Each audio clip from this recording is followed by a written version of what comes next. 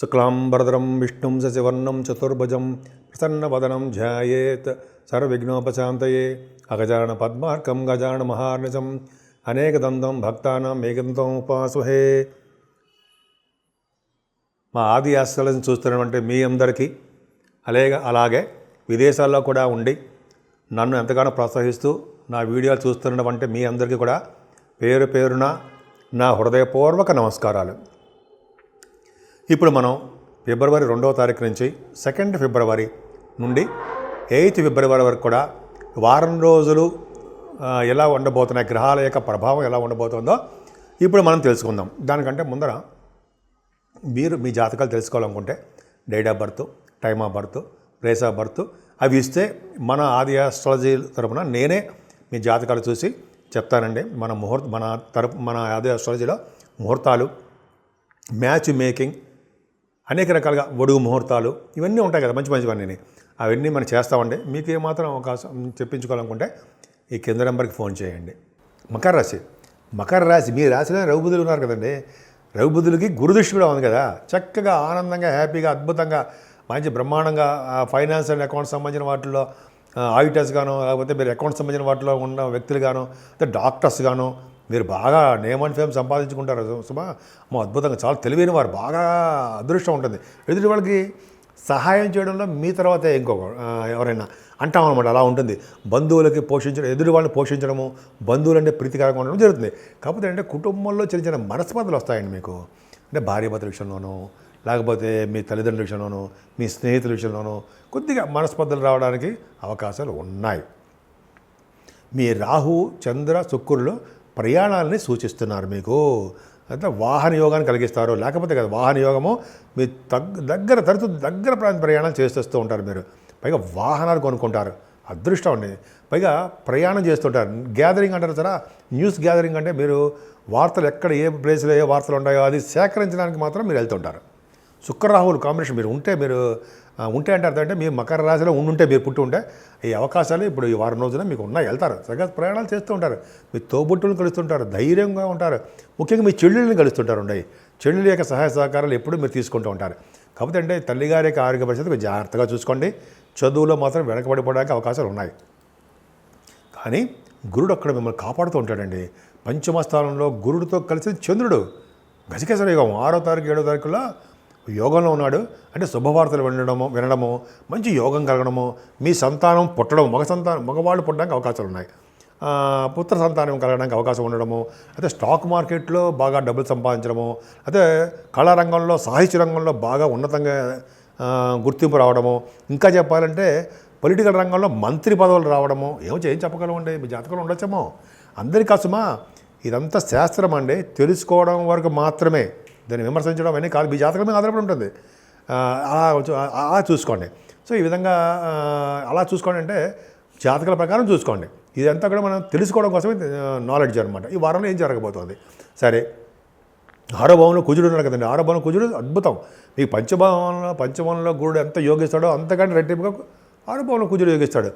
6వ భావంలో కుజుడు ఉన్నాడంటే గవర్నమెంట్ ప్రొఫెషన్లో బాగా ఉన్నతంగా రాణించడానికి, రాజకీయ రంగంలో పదవులు రావడానికి, రాజకీయ రంగంలో వెలగడానికి అవకాశాలు ఉంటాయి. మీకు కూడా రాజకీయ రంగ నాయకులు కూడా ప్రాబ్లమ్స్ ఉంటాయి. శని వలన, ద్వితీయంలో శని ఉన్నాడు కదా, చిన్న ప్రాబ్లమ్స్ ఉన్నాయి. కంఫర్టబుల్నెస్ తక్కువ ఉంటుంది. అయినా కూడా మంచి పదవులు రావడము, వాళ్ళ జాతకాల రీత్యా ఉన్నతంగా ఎదగడము జరుగుతుంది. రాజకీయ నాయకులకే కదండి, విదేశాలు వెళ్ళడానికి స్టాంపింగ్ అవడము, మీకు కూడా బాగా జరగడము, ప్రతి కాంపిటీషన్ ఎగ్జామ్స్లో సక్సెస్ అవ్వడము ఆడవాళ్ళకి చెప్తానండి. ఇట్లాగా కుజుడి ప్రభావం మీకు విపరీతమైన రాజయోగం కలగడానికి అవకాశం ఉంది. ఒక గ్రామానికో, ఒక నగరానికో, ఒక ఫ్రెండ్స్ గ్రూప్కో మీకు అధికారిగా అంటే మీరు కొద్దిగా లీడర్షిప్ క్వాలిటీస్ మీకు ఉంటాయి. ఏదేమైనా సప్తమ భావాధిపతి కూడా బాగున్నాడు. అంటే సప్తమ భావాధిపతి బాగున్నాడు కాబట్టి మీ ఇంట్లో శుభకార్యాలు, శుభవార్తలు వినడము, శుభకార్యాలు చేయడము, వివాహాది వేడుకలు జరగడానికి అవకాశం ఉంది. కాకపోతే అష్టమ స్థానానికి సరి చూస్తున్నటువంటి కొద్దిగా మీరు ఆరోగ్యం పట్ల జాగ్రత్తగా ఉండండి. కొద్దిగా చిన్న చిన్న ప్రాబ్లమ్స్ రావడానికే అవకాశం ఉంది. భాగ్యస్థానంలో కేతుకి గురుదృష్టి ఒక్కటి చాలండి మీకు యోగం. మీకు 5వ భావంలో గురుడుతో చంద్రుడు, 6లో కుజుడు, అలాగే భాగ్యంలో కేతుకి గురుదృష్టి ఉండడం వల్ల అంటే హయ్యర్ ఎడ్యుకేషన్ రీత్యా విదేశాలకు వెళ్ళడము ఖచ్చితంగా ఉంటుంది. హయ్యర్ ఎడ్యుకేషన్ కాదండి, మీ షూటింగ్లు అవ్వచ్చు, మీ బిజినెస్ రీచ్ అవ్వచ్చు, మీ పర్సనల్ విషయాలు రీచ్ అవ్వచ్చు, మకర రాశి వాళ్ళు ఈ వారంలో విదేశాలు వెళ్ళడం ఖాయము, అవకాశాలు ఉన్నాయి మీ జాతకాల రీత్యా. అంతేకాకుండా ఈ కేతు ప్రభావం వలన పుణ్యక్షేత్ర దర్శనాలు బాగా చేసుకుంటారు. పుణ్య నదుల స్థానాలు, కాశీ వంటి క్షేత్ర దర్శనాలు, గంగా స్నానాలు, త్రివేణి సంగమం, ప్రయాగ్రాజ్ అంటాం కదా, కుంభమేళ జరుగుతాం కదండి. ఏమో అవకాశాలు రావచ్చేమో, చూడండి అద్భుతం. భగవంతుని ఆశీర్వదిస్తాడేమో శివుడు. అంటే అందరికీ ఉండదనుకోండి, భగవంతుడే ఆశీస్సులు ఉండాలి. సరే, ఈ మీకు భాగ్యంలో అలా ఉండడం వలన మీకు అవకాశాలు బాగా ఉన్నాయని నేను అనుకుంటున్నాను. అంతేకాకుండా మీ వ్యాపార అభివృద్ధి, ముఖ్యంగా రియల్ ఎస్టేట్ రంగంలో వ్యాపార అభివృద్ధి చక్కగా బ్రహ్మాండంగా ఉంటుందనడంలో సందేహం లేదండి. అంతేకాకుండా సాఫ్ట్వేర్ రంగం ఉద్యోగస్తులు కూడా బాగుంటుంది. ఎలక్ట్రిసిటీ, ఎలక్ట్రానిక్స్ అంటాం కదా, కంప్యూటర్ హార్డ్వేర్, వాళ్ళకు కూడా మంచి యోగం కలుగుతుంది అందులో సందేహం లేదు. ఏదైనా 10th భావాధిపతి కూడా శుక్రుడు ఉచ్చస్థితిలో బ్రహ్మాండంగా ఉన్నాడు. అంటే మీరు బిజినెస్ రిలేటెడ్ ఇండస్ట్రీస్లో పనిచేసే వాళ్ళకి, గవర్నమెంట్ ఆర్గనైజేషన్లో, అంటే జనరల్గా ఉద్యోగస్తులుగా చెప్దాం, సాఫ్ట్వేర్ రంగ ఉద్యోగస్తులు కూడా అవ్వచ్చు, వాళ్ళకి ప్రమోషన్స్ వస్తాయండి. ప్రమోషన్స్, ఉన్నతమైన పదవులకు వెళ్ళడము, అఫీషియల్ పొజిషన్లో ఉండడానికి అవకాశాలు ఉన్నాయి. ఏదేమైనా గురుడు మీకు 11వ భావం చూస్తున్నాడు కదండి. 11వ భావాధిపతి కూడా స్ట్రాంగ్గా ఉన్నాడు. కాబట్టి మీ అన్నయ్య గారికి, అక్కయ్య గారికి బాగుండడము, కంటిన్యూస్ ఫ్లో ఆఫ్ మనీ ఉండడము, ఇలాగ రకరకాలుగా మీకు ధనయోగాన్ని బాగా కలిగిస్తున్నారనడంలో సందేహం లేదు. ముఖ్యంగా రియల్ ఎస్టేట్ రంగంలో ఉన్న వాళ్ళకి ధనయోగం బాగా ఉంటుందండి. వాళ్ళ భూములు కానీ, వాళ్ళ అపార్ట్మెంట్స్ కానీ చాలా స్పీడ్గా అమ్ముడుపోవడము, అనుకున్న దానికంటే ఎక్కువ లాభాలు రావడానికి కూడా అవకాశాలు ఉన్నాయి. సో ఈ విధంగా మీ జాతకం బాగుందండి. ముఖ్యంగా శనీశ్వరుడు ఒక్కడ మీకు కొద్దిగా ఇబ్బంది పడుతున్నాడు కాబట్టి వెంకటేశ్వర స్వామి ఆరాధన, శనీశ్వరి తైలాభిషేకాలు, ఇలాగ మీకు అన్నీ తెలుసు. ఇలా చేసుకుంటే మంచి అద్భుతమైన ఫలితాలు మీకు రావడానికి అవకాశాలు ఎక్కువ ఉన్నాయి. ఇప్పుడు 12 రాశుల వాళ్ళకి, అంటే మేషం నుంచి మీనరాశి వారికి కూడా రెమెడీస్, అంటే ఆచరించదగ్గ, పూజించవలసినది దేవుడు, ఆచరించదగ్గ పూజలు ఏమైనా ఉన్నాయంటే అమ్మవారి యొక్క పూజలండి. అమ్మవారి లలిత అమ్మవారు కానీ, దుర్గా అమ్మవారు కానీ, అలాగే పార్వతీ అమ్మవారు కానీ, మీకు ఏ దేవుడు ఇష్టం ఆ దేవుడు అమ్మవారి యొక్క పూజలు వలన ఫలితాలు ఎక్కువ ఉంటాయి. ఎందుకంటే శుక్రుడు వచ్చే స్థితిలో ఉండడం కారణం. అంతేకాకుండా వెంకటేశ్వర స్వామి యొక్క ఆరాధన కంపల్సరీగా చేసుకోవాలండి. అంటే వెంకటేశ్వర దగ్గర శనీశ్వరుడు, అంటే శనివారం పూట, శనీశ్వరం చెప్దాం, శనివారం పూట మీరు ఒక మూకుల్లో ఒక ఖండమైన ఒత్తి వేసి వెలిగించడం వలన దోషాలు పరిహారం అవుతాయి. మీకైనా శనీశ్వరం వచ్చే దోషాలు కానీ, ఎటువంటి దోషాలు నుంచి పరిహారం అయి చక్కగా పెళ్ళి కూడా అయిపోతుంటాయి. అది చెప్పదగ్గ విషయం. అంతే కుజుడు సుబ్రహ్మణ్య స్వామి ఆరాధన, సుబ్రహ్మణ్య స్వామి కళ్యాణాలు, సుబ్రహ్మణ్య స్వామి పూజలు, సుబ్రహ్మణ్య స్వామి నిరంతరం పూజించడం వలన సర్వశుభాలు కలగడం కాకుండా కోర్టు సంబంధించిన వ్యవహారంలో కానీ, భార్యాభర్తల సంబంధం విషయంలో కానీ, పిల్లలు పుట్టట్లేదని వచ్చే ఇబ్బందులు కానీ, వీటన్నిటిని తొలగించడం కోసం కుజుడు సుబ్రహ్మణ్య స్వామి ఆరాధన కంపల్సరీగా చేయాలండి.